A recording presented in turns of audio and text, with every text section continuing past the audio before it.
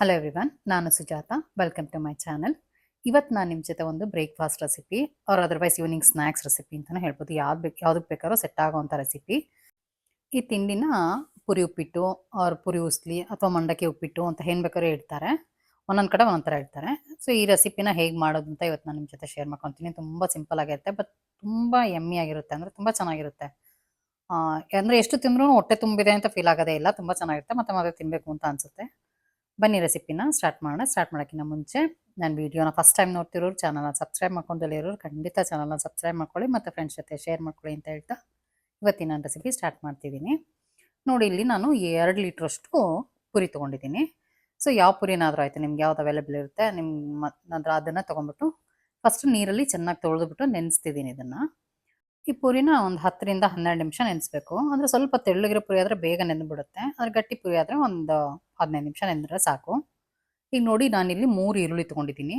3 ಈರುಳ್ಳಿನ ಒಂದು ಸ್ವಲ್ಪ ದಪ್ಪಗೆ ಸ್ಲೈಸ್ ಥರ ಹೆಚ್ಕೊತೀನಿ.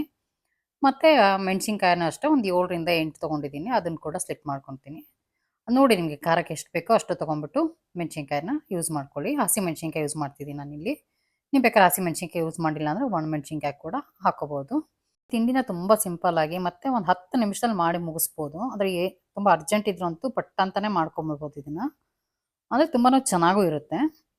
ನೋಡಿ, ಮೆಣಸಿನ್ಕಾಯಿ ಈರುಳ್ಳಿ ಎಲ್ಲ ಹೆಚ್ಚಿದ್ದಾಯಿತು. ಈಗ ಒಂದು ಬಾಣಲೆ ತೊಗೊಂಡಿದ್ದೀನಿ. ಸೊ ಬಾಣಲೆಯಲ್ಲಿ ಎಣ್ಣೆ ಹಾಕ್ತಿದ್ದೀನಿ. ಇದು ತುಂಬ ಎಣ್ಣೆ ಕೂಡ ಬೇಡ, ಒಂದು 2 ಟೇಬಲ್ ಸ್ಪೂನಷ್ಟು ಎಣ್ಣೆ ಹಾಕ್ಕೊಂಡಿದ್ದೀನಿ ಅಷ್ಟೇ.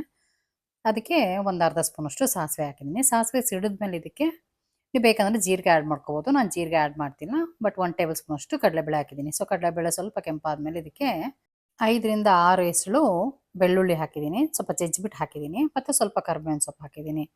ಮತ್ತು ಇದ್ರ ಜೊತೆ ಹೆಚ್ಚಿಟ್ಟಿದ್ನಲ್ಲ ಹಸಿಮೆಣ್ಸಿನ್ಕಾಯಿ, ಸೊ ಅದನ್ನು ಆ್ಯಡ್ ಮಾಡ್ಕೊಂಡು ಜಸ್ಟ್ ಅದನ್ನು ಮಿಕ್ಸ್ ಮಾಡಿಬಿಟ್ಟು ಆಮೇಲೆ ಇದಕ್ಕೆ ಹೆಚ್ಚಿಟ್ಟಿದ್ನಲ್ಲ ಈರುಳ್ಳಿ ಅದನ್ನು ಕೂಡ ಆ್ಯಡ್ ಮಾಡ್ಕೊತೀನಿ. ಆ್ಯಡ್ ಮಾಡ್ಕೊಂಡು ಇದನ್ನು ಮತ್ತೆ ಮಿಕ್ಸ್ ಮಾಡ್ಕೊತೀನಿ. ಎಲ್ಲದನ್ನೂ ನಾನು ಹೈ ಫ್ಲೇಮಲ್ಲೇ ಮಾಡ್ತಿದ್ದೀನಿ, ಯಾವುದನ್ನೂ ಲೋ ಫ್ಲೇಮಲ್ಲಿ ಮಾಡ್ತಿಲ್ಲ. ಏಕೆಂದರೆ ಇದು ತುಂಬ ಮೆತ್ತಗೆ ಬೇಯಬೇಕು ಅಂತ ಏನಿಲ್ಲ. ಈರುಳ್ಳಿ ಅಂದರೆ ಕ್ರಂಚಿಯಾಗಿದ್ರೂ ಚೆನ್ನಾಗಿರುತ್ತೆ, ಮೆತ್ತಗಿದ್ರೂ ಚೆನ್ನಾಗಿರುತ್ತೆ. ಸೊ ಹೇಗೆ ಮಾಡಿದ್ರೂ ಈ ಪುರಿ ತುಂಬ ಚೆನ್ನಾಗಾಗುತ್ತೆ. ನೋಡಿ, ಇದು ಬೇಯ್ತಾ ಇರಲಿ. ಒಂದು 3 to 4 ಮಿನಿಟ್ಸ್ ಬೆಂದರೆ ಸಾಕು ಈರುಳ್ಳಿ. ಈಗ ಪುರಿ ನೆನೆಸಿಟ್ಟಿರೋ ಪುರಿನ ಚೆನ್ನಾಗಿ ನೀರೆಲ್ಲ ಹಿಂಡಿಬಿಟ್ಟು ನಾನು ತಕ್ಕೊತಿದ್ದೀನಿ ಇದನ್ನ. ಈ ಪುರಿ ಚೆನ್ನಾಗಿ ನೆಂದಿದೆ, ಬಟ್ ನೀರು ಇದ್ದರೆ ಚೆನ್ನಾಗಿರಲ್ಲ. ಸೊ ಹಾಗಾಗಿ ಚೆನ್ನಾಗಿ ಹಿಂಡ್ಕೊಂಡು ತಕ್ಕೊತಿದ್ದೀನಿ ಇದನ್ನು. ನೋಡಿ, ಈಗ ಈರುಳ್ಳಿ ಆಲ್ಮೋಸ್ಟ್ ಬೆಂದಿದೆ. ಇದಕ್ಕೆ ಒಂದು ಅರ್ಧ ಸ್ಪೂನಷ್ಟು ಅರಶಿನ ಪುಡಿ ಹಾಕ್ಕೊತಿದ್ದೀನಿ. ಸೊ ಕಲ್ಲರ್ಗೆ ಅಂತಲೇ ಹಾಕ್ತಿರೋದು ಇದನ್ನ. ಸೊ ಅರಶಿನ ಪುಡಿ ಹಾಕ್ಬಿಟ್ಟು ಮಿಕ್ಸ್ ಮಾಡಿಬಿಟ್ಟು ಮತ್ತು 1 ಟೇಬಲ್ ಸ್ಪೂನಷ್ಟು ಉಪ್ಪು ಕೂಡ ಆ್ಯಡ್ ಮಾಡ್ಕೊತಿದ್ದೀನಿ.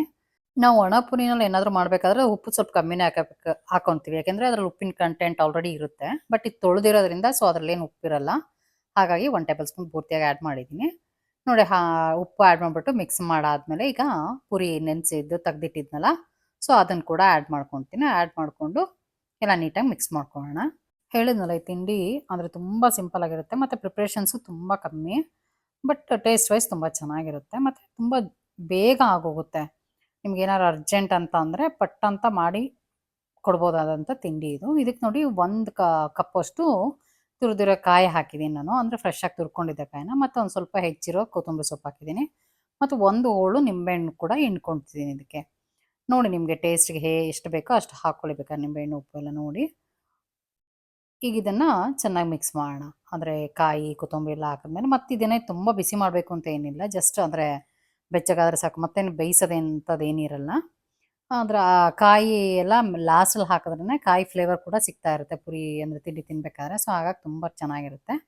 ಹಾಗಾಗಿ ಲಾಸ್ಟಲ್ಲಿ ಆ್ಯಡ್ ಮಾಡ್ಕೊತೀನಿ ನಾನು ಕಾಯಿನ. ಅಂದರೆ ಸಿಮ್ಮಲ್ಲಿದೆ ಈಗ ನಾನು ಸ್ಟವ್ ಆಲ್ಮೋಸ್ಟ್ ಫುಲ್ ಸಿಮ್ಮಲ್ಲಿ ಇಟ್ಟಿದ್ದೀನಿ. ಇಟ್ಬಿಟ್ಟು ಜಸ್ಟ್ ಮಿಕ್ಸ್ ಮಾಡ್ಕೊತಿದ್ದೀನಿ. ಮಿಕ್ಸ್ ಮಾಡಿಬಿಟ್ಟು ಸ್ಟವ್ ಆಫ್ ಮಾಡಿದ್ರೆ ಆಗೋಯ್ತು, ತಿಂಡಿ ರೆಡಿ ಇದೆ. ಸೊ ಈ ತಿಂಡಿನ ಹೇಳಿದ್ನಲ್ಲ, ಬ್ರೇಕ್ಫಾಸ್ಟಿಗೆ ಬೇಕಾದ್ರೂ ನೀವು ತಿನ್ಕೋಬೋದು. ಆರ್ ಅದರ್ವೈಸ್ ಸಂಜೆ ಸ್ನ್ಯಾಕ್ಸಿಗೆ ಕೂಡ ತಿನ್ಬೋದು. ಪುರಿ ಉಸ್ಲಿ ಜೊತೆ ಬೋಂಡ ಒಳ್ಳೆ ಕಾಂಬಿನೇಷನ್ನು. ಬಟ್ ನಾನಿವತ್ತು ಬೋಂಡ ಮಾಡಿಲ್ಲ, ಕಡಲೆಕಾಳು ಉಸ್ಲಿ ಮಾಡ್ಕೊಂಡಿದ್ದೀನಿ. ಬ್ರೇಕ್ಫಾಸ್ಟಿಗೆ ಮಾಡಿರೋ ತಿಂಡಿ ಇದು ನಾನು.